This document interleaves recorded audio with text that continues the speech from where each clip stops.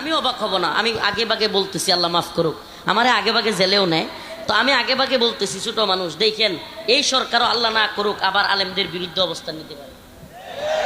কারণ কি, যদি এরা আমেরিকান এজেন্ডা বাস্তবায়ন করতে গু ধরে রাখে, মানে একবার কঠিন অবস্থায় থাকতে চায়, তাহলে আলেমদেরকে বাধ্য হয়ে নামতে হবে।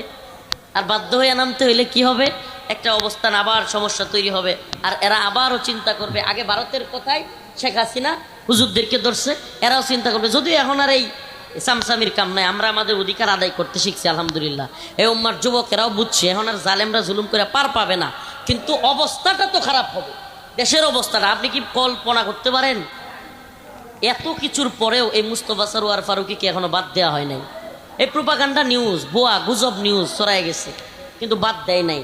তাইলে একজন উপদেষ্টাকে বাতিল করতেই এত এত দল, এত মত বলতেছে এই লোকটাকে রাখা যাবে না, এ মুজিববাদের লোক, এ আওয়ামী লীগের লোক, এই ভারতীয় দালাল, এই ইসলাম বিদ্বেষী আহমদ শফি রহমাহুল্লাহকে এই লোক তেতুল হুজুর বলে কটূক্তি করেছে।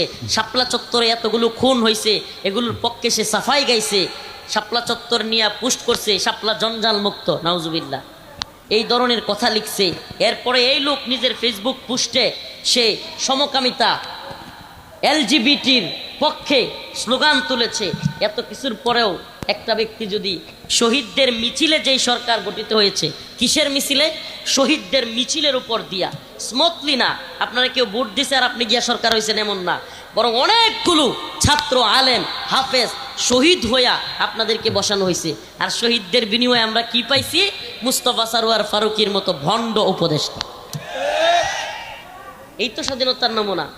ফেডারে কয় যে ডিম পারে হাসে, খায় বাগদাসে। এরা সব সময় আমাদের মাথায় কাঁঠাল ভেঙে খেতে চায়। কাঁঠাল আমাদের মাথায় চড়ি আমরা, কিন্তু কুশকে খায়, কথা বুঝেন নাই, এরা খাইতে চায়। এই জন্য এই সমস্ত নিফাকি চরিত্র আমাদের সাবধানে থাকতে হবে। আমাদেরকে এরা সব সময় সুন্দর সুন্দর কথা বলবে, দেশকে সংস্কার করা হবে, এই করা হবে।